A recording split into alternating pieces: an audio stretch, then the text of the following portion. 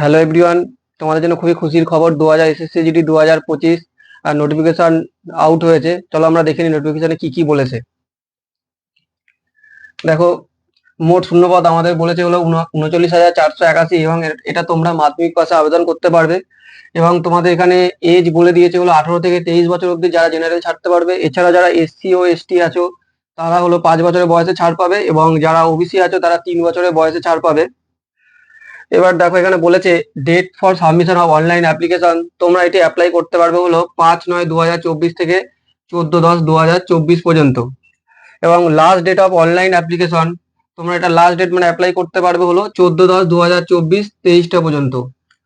এবং last date for making online payment, তোমরা online payment করতে পারবে হলো 15/10/2024 23টা পর্যন্ত।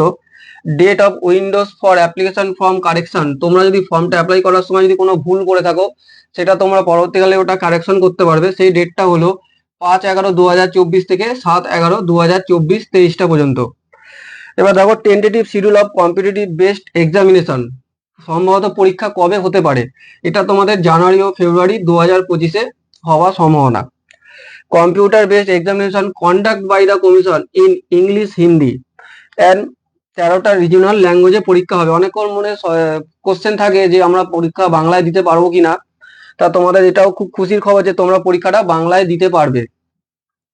আর এটা তোমরা এই ফর্মটা অ্যাপ্লাই করবে কোথা থেকে? এর অফিসিয়াল ওয়েবসাইট ssc.gov.in।